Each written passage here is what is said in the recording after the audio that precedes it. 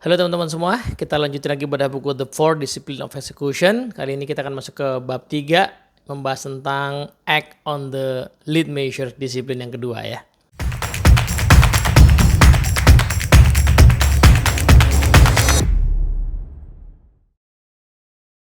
Ya, Assalamualaikum warahmatullahi wabarakatuh. Bagi yang belum nonton pembahasan sebelumnya tentang Multi Important Goals, disiplin 1, atau disiplin yang membahas prinsip ya, hukum alam yang disebut dengan fokus, nah, nonton dulu karena yang ini baru akan nyambung ya kalau kita nonton yang sebelumnya. Nah, tapi sebelum masuk ke disiplin yang kedua, saya mau menjelaskan ulang dulu satu pemikiran yang adanya itu di Seven Habits. Jadi kita mesti maklumi ya, 4DX ini lahir dari organisasi namanya Franklin Covey, dan Franklin Covey itu sangat dijiwai oleh pemikirannya Stephen Covey tentang The Seven Habits of Highly Effective People. Nah, salah satu materi yang sangat inti di Seven Habits itu adalah habit 1, yang prakteknya salah satunya adalah fokus pada lingkaran pengaruh. Nah, ini mungkin agak dekat nanti dengan filosofi stoikisme ya, tapi kita nggak bahas itu saat ini ya. Jadi salah satu cara menjadi proaktif adalah berlatih untuk fokus pada hal-hal yang ada dalam kendali. Jadi Pak Covey itu menggambarkan kehidupan kita itu digambarkan dengan dua lingkaran. Lingkaran hal-hal yang di luar kendali kita atau tidak bisa langsung kita pengaruhi, sehingga hanya bisa kita keluhkan saja atau perhatikan saja, ya disebut sebagai circle of concern atau lingkaran kepedulian. Nah, orang yang terlalu banyak memikirkan hal itu akan menjadi orang yang reaktif. Jadi tidak bisa menciptakan kemajuan ya. Nah, orang yang bisa menciptakan kemajuan hanya orang yang proaktif, yang fokus pada lingkaran pengaruh, yaitu hal-hal yang bisa dipengaruhi. Kalau saya nggak bisa mempengaruhi cuaca Jakarta yang belakangan sering hujan dan mungkin bikin saya sakit, maka pastikan saya bawa payung, saya bawa jas hujan, saya aktivitas di dalam ruangan saja gitu ya. Ya itu tidak menghentikan hujannya, tapi minimal mengurangi kemungkinan saya kehujanan dan akhirnya sakit. Nah, misalnya begitu ya. Saya itu nggak bisa mempengaruhi secara langsung kenaikan gaji saya atau kenaikan pangkat saya gitu ya. Tapi saya bisa mempengaruhi kinerja saya supaya di atas rata-rata, kemampuan saya juga supaya di atas rata-rata, sehingga ada possibility lebih tinggi untuk saya bisa naik gaji atau saya bisa dipromosi. Nah, kira-kira gitu ya. Kenapa saya mau bahas itu dulu? Karena nanti eksekusi ternyata sangat dijiwai oleh prinsip itu. Jadi eksekusi itu kan ingat ya, 4DX ini eksekusi yang ingin membahas eksekusi yang butuh perubahan habit. Ya kan? Nah, tantangannya adalah kita tuh tidak mudah mengubah habit atau membangun habit baru, sehingga nggak mudah mencapai Multi Important Goals kita, karena memang segala inisiatif yang dibutuhkan untuk mencapai tujuan tersebut biasanya masih di luar kendali. Minimal buat kita gitu ya. Orang yang nggak biasa berolahraga lalu pengen punya goal tahun ini menurunkan berat badan misalnya, maka bagi dia sebenarnya turunnya berat badan itu seolah-olah masih di luar kendali. Beda ceritanya dengan orang yang sudah biasa ke gym, sudah biasa berolahraga rutin gitu ya, angkat beban dan sebagainya, sudah dalam kendali. Tapi kalau bagi yang baru mulai kan masih di luar kendali.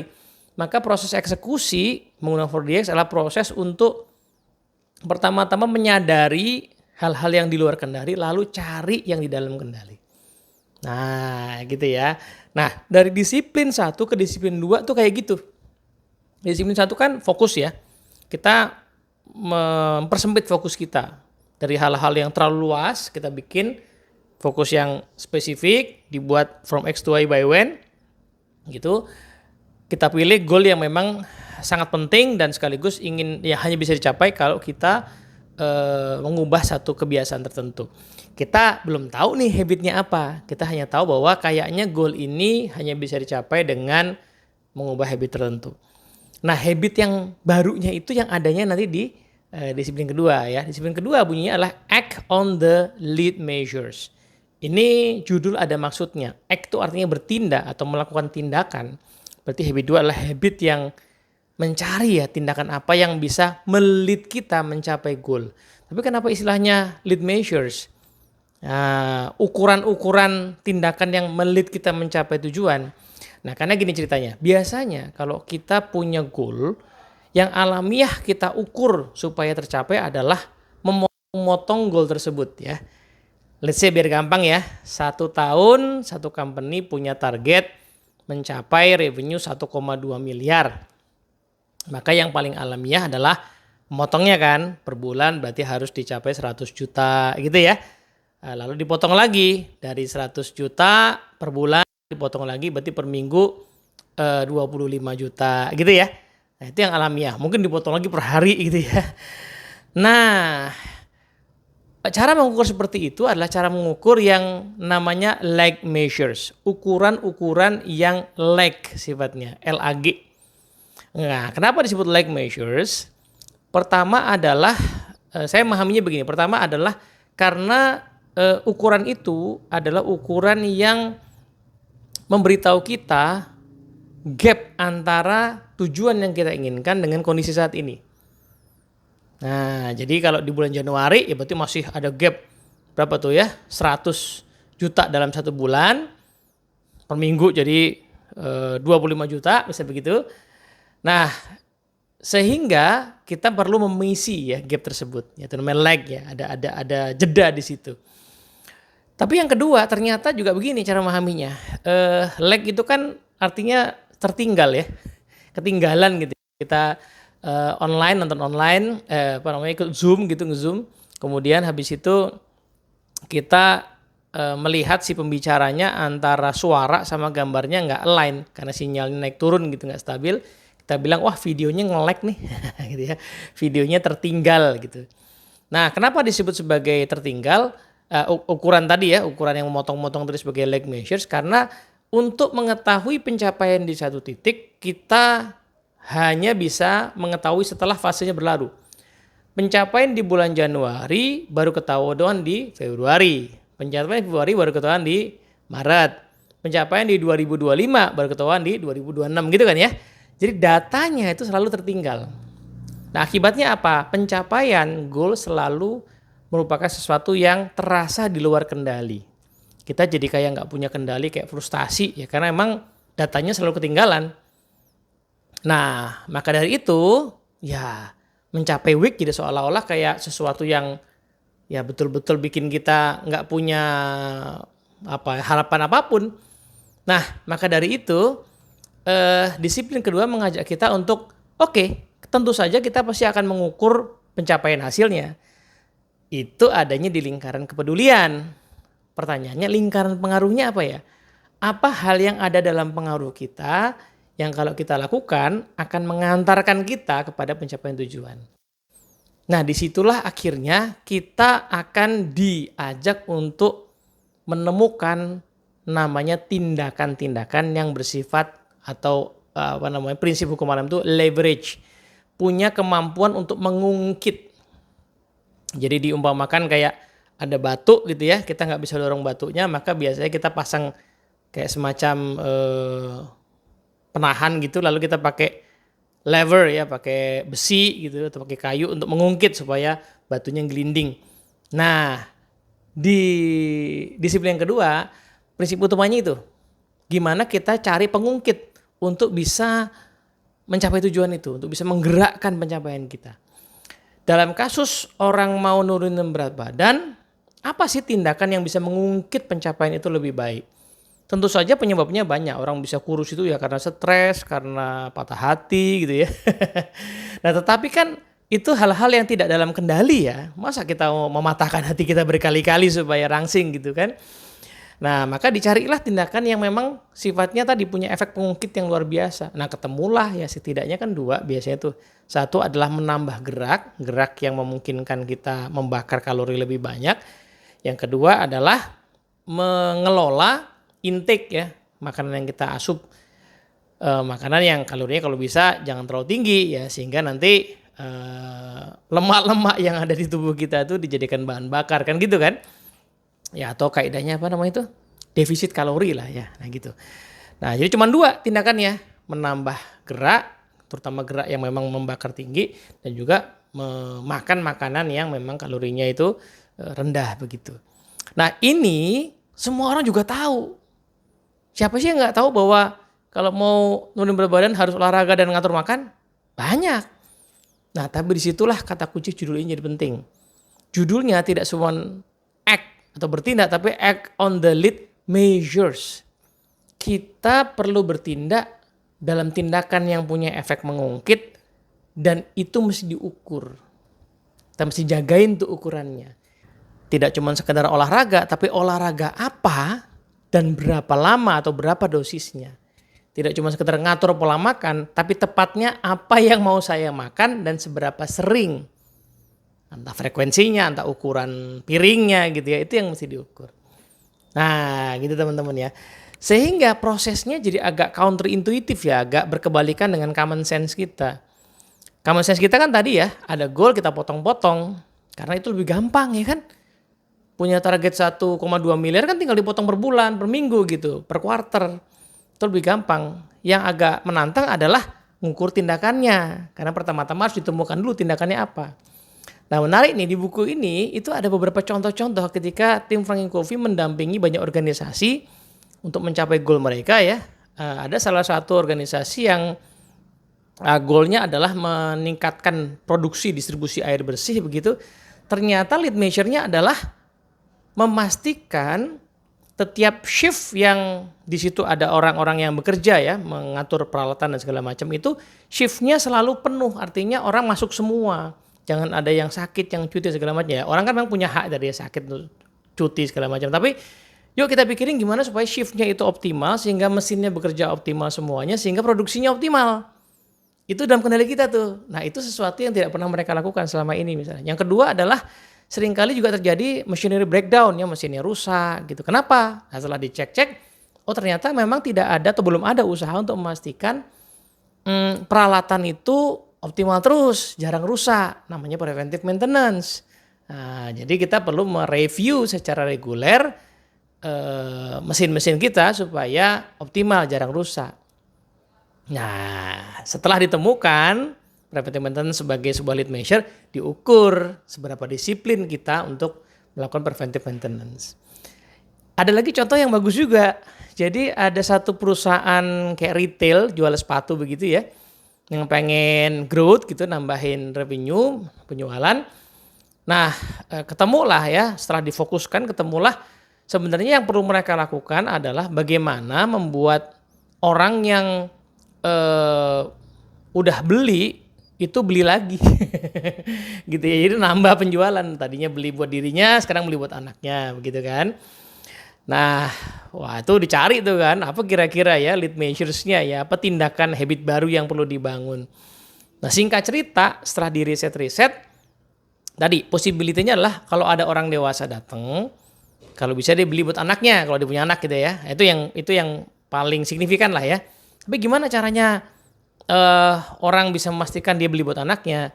Disediainlah jasa untuk ngukur ukuran kaki anak. Jadi ini singkat cerita, belum tentu ini cocok di semua situasi ya, tapi di buku diceritakan ketika mereka mencoba ya berinisiatif untuk mengadakan jasa mengukur ukuran kaki anak. Nah sehingga ketahuan ukuran segini ternyata lagi ada produk baru kah, lagi ada varian warna baru kah, lagi ada jenis yang baru kah. Nah anaknya jadi pengen beli gitu. Jadi ketemulah tuh satu tindakan. Nah tinggal habis itu diukur seberapa disiplin para sales representatifnya, karyawannya ya, pelayan di toko itu untuk tadi begitu melihat ada orang dewasa bawa anak langsung ditawarin buat ngukur kaki. Nah, begitu diukur kakinya, di situ bisa ditawarin. Di situ dia bisa growth. Gitu. Nah, sehingga teman-teman kalau dilihat ya kaidahnya kembali ya ke soal bagaimana kita fokus pada hal yang bisa kita pengaruhi. Dan biasanya yang bisa kita pengaruhi adalah usaha kita, tindakan kita, ikhtiar kita. Kita perlu temukan usaha apa yang selama ini jarang kita lakukan. Kemungkinan dua ya. Satu, jarang kita lakukan. Kita tahu tapi jarang kita lakukan. Atau yang kedua, memang ternyata sama sekali nggak pernah kita lakukan. Nah, habis itu dicari ukurannya, dosisnya seberapa. Dalam kasus olahraga misalnya, olahraga apa kita cari dulu. Oh ternyata menurut riset olahraga yang bisa nurunin berat badan adalah jalan kaki selama 1 jam dengan BPM tertentu ya, kecepatan tertentu, minimal misalnya 3 kali seminggu. Nah, diukur deh tuh, dibangun habitnya. 3 kali seminggu itu kapan aja kita lakukan, diukur. Disiplin nggak? Gitu. Karena itu dalam kendali. Untuk mengurangi asupan yang kalorinya tinggi misalnya, ternyata tindakannya adalah melakukan persiapan menu yang mau saya makan setiap minggu misalnya. Minimal seminggu saya tuh makan makanan yang kalori rendah misalnya 3 kali seminggu atau 4 kali seminggu dulu deh. Kita bangun habitnya. Saya mau makan apa tuh artinya? Hari Senin saya makan ini, Selasa saya makan ini, Rabu saya makan ini. Nah, persiapan itu menjadi sesuatu yang bisa dilakukan dalam kendali kita dan itu bisa diukur. Pertanyaannya kemudian adalah gimana caranya kita menemukan? Kalau misalnya kita nggak tahu gimana? Tadi kan banyak cerita yang diriset ya, dicari tahu, diteliti. Ada beberapa cara ya. Yang paling gampang adalah kita coba benchmark ke organisasi lain atau tim lain. Ya, kadang-kadang kalau organisasinya luas, ada tim yang pencapaiannya bagus, atau melakukan riset terhadap orang-orang yang pencapaiannya bagus di atas rata-rata. Itu ngapain sih? Tindakan mereka yang berbeda dengan kita apa tepatnya? Apa yang dia lakukan dan tidak kita lakukan? Nah, tentu saja mungkin ada banyak alternatif, nanti dicari mana yang ada dalam kendali kita mungkin dilakukan di situasi kita. Yang kedua adalah kita bisa berkaca pada standar atau benchmark yang sifatnya standar di industri. Kadang-kadang ya, organisasi yang hasil pencapaiannya belum konsisten itu cukup mengacu kepada standar yang umum saja kok di industrinya yang sudah ada. Kadang-kadang industri punya asosiasi ya, asosiasi kesehatan, asosiasi industri penerbangan, asosiasi perbankan. Itu yang kita aja belum mencapai itu, standar itu aja belum kita lakukan. Ya kerjain aja dulu gitu. Nah, habit-habit yang sudah dijadikan standar di industri itu lakukan aja dulu. Gitu. Nah, itu yang bisa kita lakukan. Kalau nggak nemu atau nggak ada, itu memang betul-betul sesuatu yang baru. Ya udah kita eksperimentasi. Kita eksperimentasi, mencoba-coba sambil meneliti apakah kalau kita lakukan 1 atau 2 tindakan yang kira-kira menjadi leverage ini gerak nggak pencapaian di weeknya. Kalau gerak, berarti ini hal yang benar bisa kita lanjutin. Kalau nggak gerak, mungkin ini kurang tepat. Jangan asumsi tadi ya sudah dijalankan sebagai habit ya. Nggak gerak atau nggak ada dampaknya, mungkin ini kurang tepat. Ya cari lagi cara yang berbeda. Tapi yang pasti tidak mungkin yang namanya lead measure itu sesuatu yang sudah rutin atau sudah jadi habit. Nggak mungkin. Karena kalau sudah jadi habit artinya sudah dari dulu harusnya weeknya tercapai. Jadi kemungkinan tadi 2 ya, sesuatu yang nggak pernah kita lakukan selama ini, ada, di luaran ada, kita nggak pernah melakukan saja. Atau yang kedua, kita lakukan tapi nggak konsisten. Nah mungkin misalnya dosisnya terlalu kecil ya. Tadi contoh ya orang olahraganya cuman 5 menit, jalan 5 menit, cuman 100 langkah, habis itu ngerasa cukup makan bubur 2 mangkok. Nah itu kan tidak efektif ya. Jadi kualitasnya mungkin kurang bagus ya kalaupun kita lakukan gitu. Nah, yang menarik adalah dari disiplin yang kedua ini memungkinkan untuk kita berdiskusi bersama tim. Karena tim yang sebenarnya lebih tahu ya di lapangan kira-kira apa sih tindakan yang punya dampak. Ini kalau nggak salah ada kutipan ya dari Edward Deming ya, pakar manajemen kualitas itu dia mengatakan bahwa orang yang ya sehari-harinya ya nggak jauh dari sekelilingnya, misalnya nggak jauh dari 5-10 meter di pekerjaannya, dia tuh paling tahu hubungan sebab akibat di dalam pekerjaannya. Apa sih yang paling berdampak, apa yang laku gitu ya, apa yang bisa mengubah tuh dia tahu. Jadi kalau kita bisa melibatkan tim dalam diskusi hal ini. Bahkan ini yang sangat ditekankan sama Pak Stephen Covey ya, bahwa no involvement, no commitment. Justru kita pengen melibatkan tim untuk menemukan lead measure yang kira-kira paling tepat. Sebab yang namanya Wild Important Goals kan seringkali top down sifatnya ya. Kemarin ya seperti dibahas ya, lebih banyak itu memang WIG itu sifatnya top down, dari atas diturun ke bawah. Sehingga tim ya kayak nggak punya kendali kan. Nah kalau nggak punya kendali kan nggak engage juga. Nah tapi dalam lead measure tim punya kendali. Karena tim yang sebenarnya lebih mungkin tahu apa yang perlu dilakukan untuk mencapai hasil itu. Nah, gimana kalau kemudian setelah dicari-cari nggak ada tindakan yang bisa dilakukan dalam kendali kita untuk mencapai goal tersebut? Anggaplah kalimat itu benar, berarti jangan-jangan itu memang weak yang tidak realistis. Karena kalau direnungkan sebenarnya dalam banyak hal itu banyak yang bisa dilakukan. Ambil contoh ya, kita ambil contoh yang agak luas dulu saja. Sebagian besar orang Indonesia itu kan umat beragama ya, dan kebanyakan punya konsep surga neraka gitu ya. Pengennya kalau kita meninggal nanti habis itu kehidupan berikutnya masuk surga. Surga itu kan sesuatu yang kita belum pernah ke sana kan ya. Kita belum pernah ke sana, jadi kita juga nggak tahu yang akan betul-betul membuat kita masuk itu apa. Tapi pertanyaannya, apakah demikian?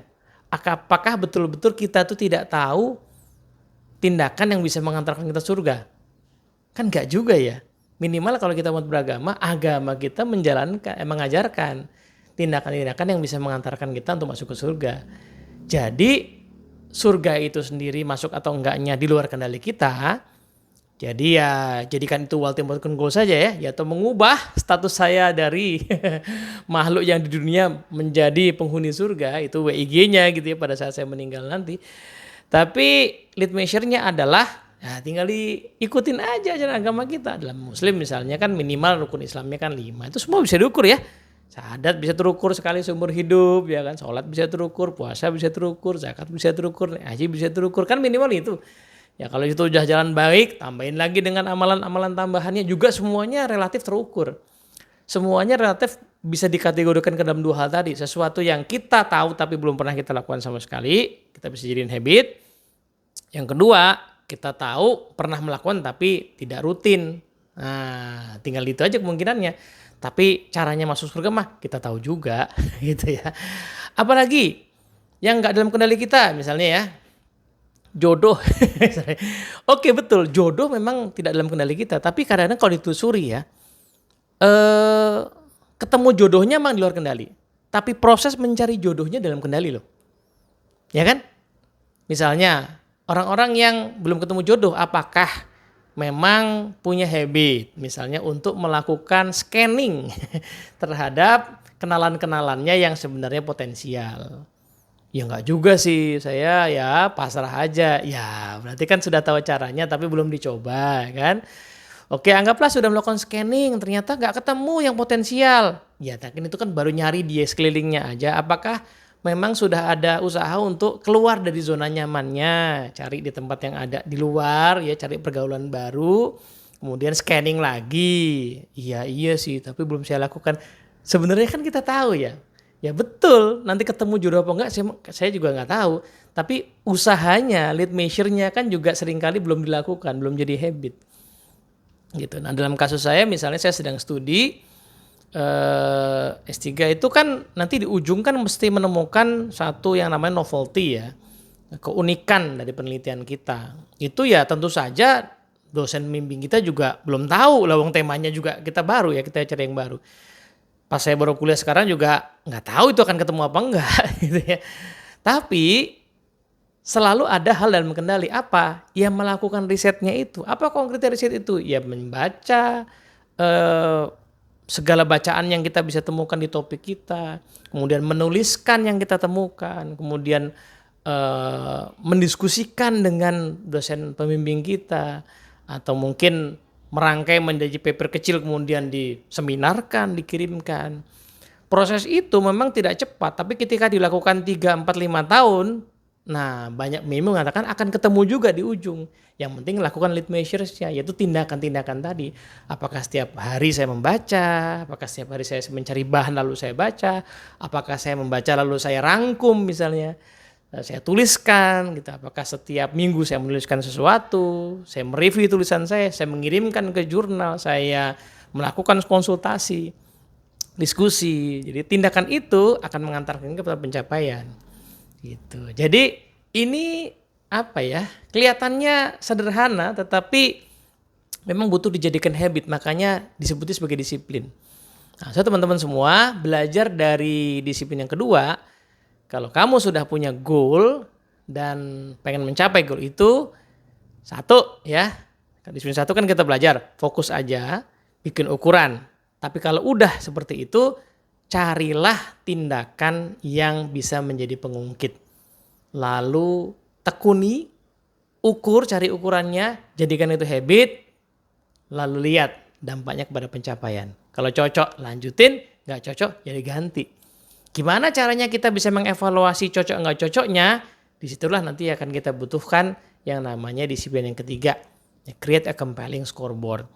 Data-data yang kita kumpulkan dari lead measure dan lag measure itu akan bisa membantu kita evaluasi, oh ini tindakan cocok, lanjutin, oh ini nggak cocok, sebaiknya kita ganti. Moga-moga bermanfaat. Assalamualaikum warahmatullahi wabarakatuh.